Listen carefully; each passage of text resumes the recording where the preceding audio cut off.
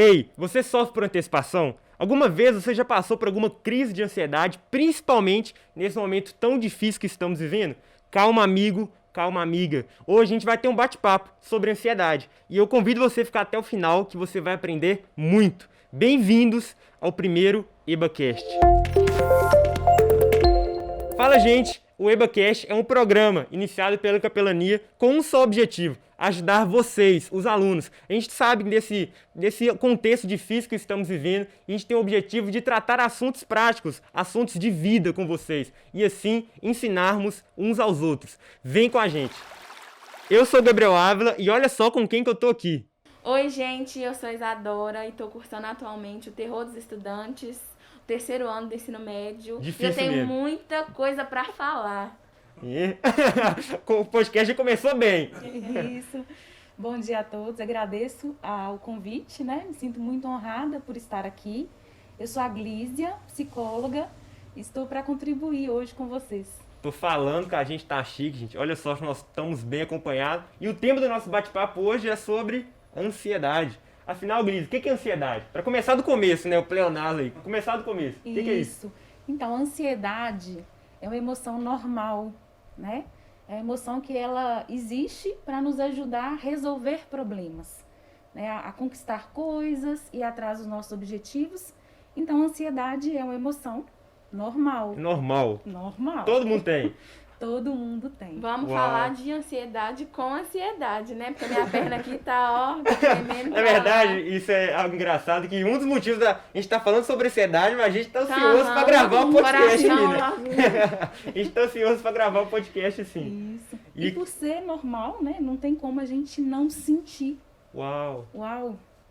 E é o que a gente mais tenta fazer, não sentir a ansiedade. A gente tenta acabar com ela. E não é por aí, né?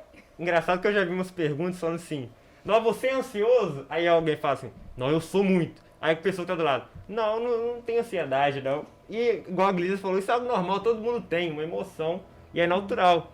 E uma dúvida que eu acho que eu tenho, a Isa tem, os estudantes da Batista têm, é que quando que ansiedade, emoção natural, passa a se tornar um transtorno? Então, bem interessante essa pergunta, por quê? É um tema que nós nos embolamos com ela. Vira e mexe, a gente fica, poxa, será que eu estou tendo ansiedade além da conta ou não, né?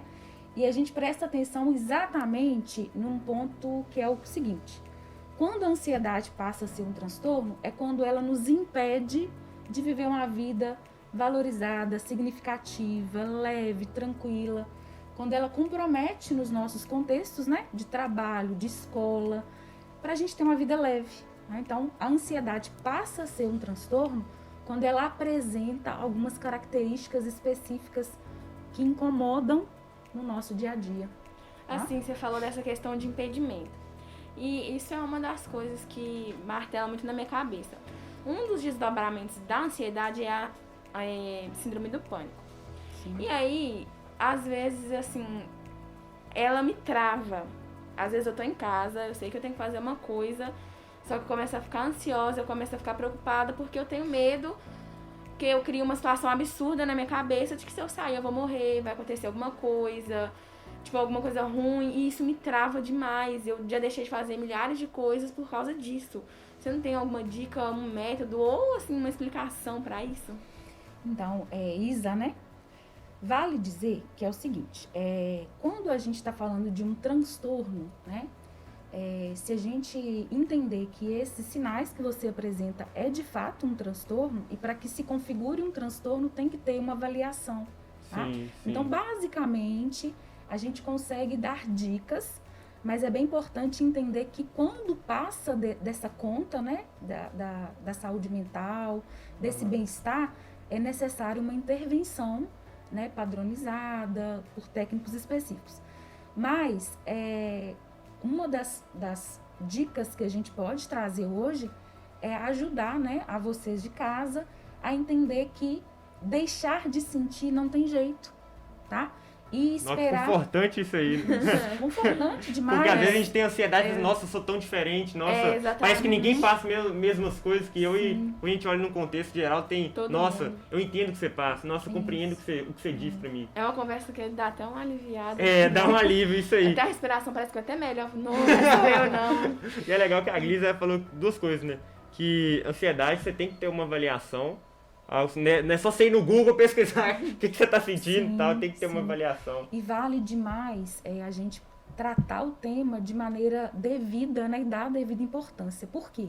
Muitas pessoas no Brasil sofrem do transtorno de ansiedade, né? Sim. E vale dizer também, tem um dado estatístico aqui que eu trouxe, que 18,5, né, 18,6 milhões de pessoas no Brasil sofrem do transtorno de ansiedade. É o Nossa. país com maior índice no mundo. Misericórdia. No mundo? No mundo. Gente, nós estamos misericórdia. no topo do ranking, né? Nossa, pai. Muitos trazem essa explicação porque as pessoas estão buscando sobreviver, buscando se colocar.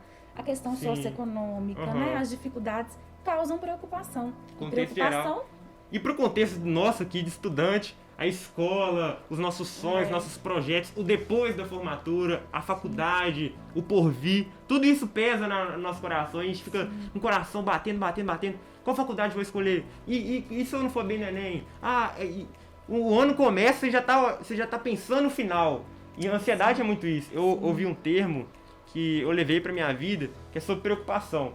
E a própria palavra já diz um pouco sobre isso, que é pré-ocupar. Uau. Você ocupa antecipadamente. E quando você ocupa, imagine um quarto. Quando você ocupa um quarto de coisas, de cama, móveis, o que você faz? Você diminui o espaço disponível.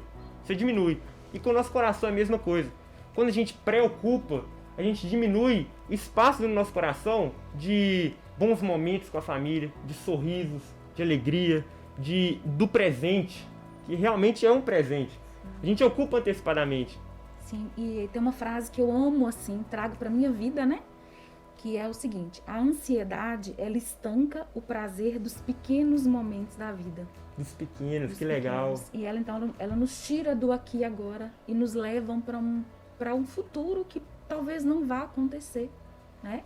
E aí, a dica que você pediu é a gente tentar entender qual o pensamento que eu tenho agora. Esse pensamento me ajuda, Sim. né?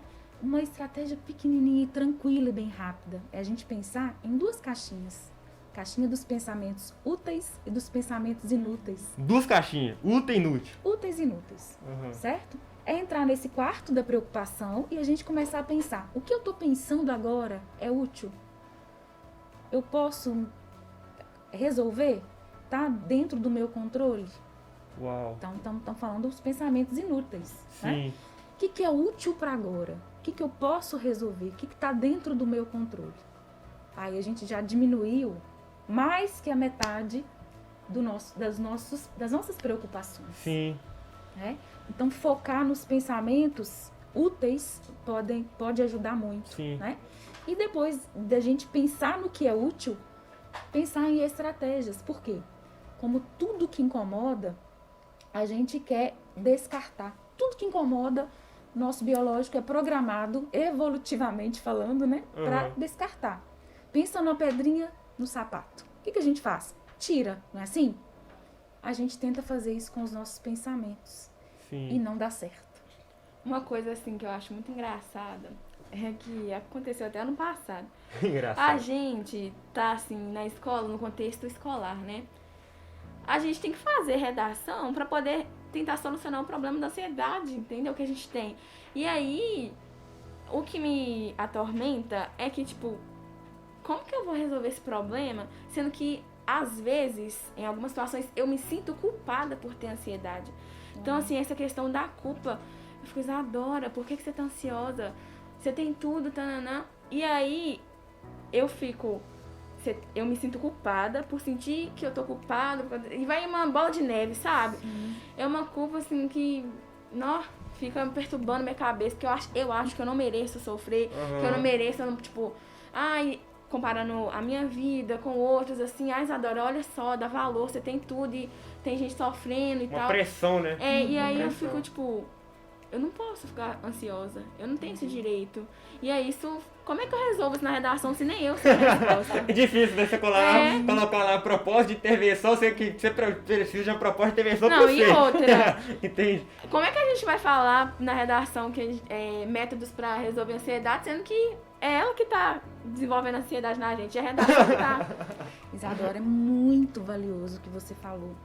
E é bem interessante porque a primeira coisa que dentro de um setting terapêutico a gente ensina o paciente a fazer é entender que a ansiedade é uma emoção normal.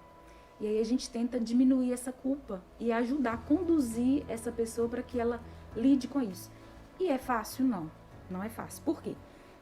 Nós, enquanto brasileiros, nós somos educados ao longo dos anos nós não sabemos regular essas emoções. Esconder os nossos sentimentos, né? A gente é muito levado a dar conta, a ser guerreiro. É um povo marcado, um Personalidade povo feliz, forte. Homem não chora. resiliência, homem não chora, engole esse choro. E aí nós não temos ferramentas, né, desde a infância para a gente aprender a lidar com a emoção. E o tratamento da ansiedade é curioso. Sabe o que é? Ensinar o paciente a aceitá-la, dar boas-vindas, deixar ela entrar e estabelecer um diálogo, tá? O que eu tô sentindo faz sentido? É tipo levantar as evidências, né, dos pensamentos que incomodam. Só que tem um detalhe. Como que nós vamos levantar evidências se nós somos programados para descartar a emoção difícil? Né? Então, o primeiro passo Fingir que é não a gente... existe, né? Fingir sim. que não existe.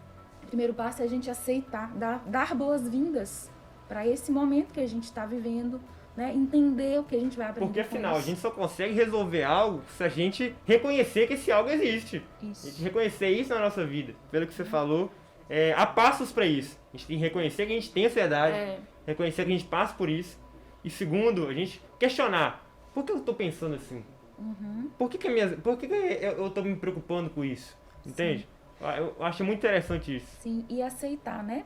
E aí, a gente está falando de engrenagens cognitivas, né? Mentais aí, que vão ser envolvidas no tratamento. Primeira coisa, a pessoa tem que entender o que ela sente, validar e estabelecer esse diálogo com essas preocupações. Porque se elas são perigosas, assustadoras, eu vou fugir.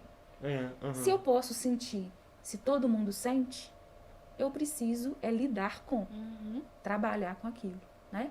E aí nós vamos automaticamente partir por uma caminhada de autoconhecimento. Por quê? Se eu não estou brigando mais com aquilo, eu vou poder ouvir o que aquilo quer me dizer. Uau, Tá? que legal. O que aquilo quer me dizer? Ou talvez eu não sou tão boa em química, talvez eu preciso me dedicar mais para biologia, né? E aí se eu fico lutando, fugindo, eu não vou estudar aquilo que precisa. Sim. Faz sentido? Faz. Então, conduzir as nossas emoções é um fator primordial para a resolução de problemas. Se eu não sei o que eu estou sentindo, se eu não sei o que eu estou pensando, se eu estou lutando contra, eu não vou ter autoconhecimento. E a nossa vida é resolver problemas. A gente tem um problema, aí a gente resolve, tem outro. A gente tem um problema e resolve, tem outro.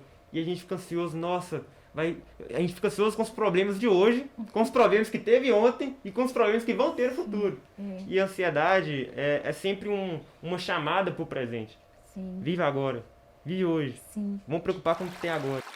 Quero convidar vocês a curtir o vídeo, comentar aqui embaixo o que você aprendeu, qual que foi seu maior insight, ensinamento. A gente quer ler, ouvir vocês também. E por fim, agradecer cada pessoa, agradecer ao EbaCast com um objetivo um só: ajudar cada um de vocês, ajudar vidas. No mais, muito obrigado, gente. Compartilhe esse vídeo, porque pessoas precisam ouvir o que foi dito aqui também. Compartilhe. E assim, beijo no coração de vocês. Tchau, gente. Valeu! Tchau.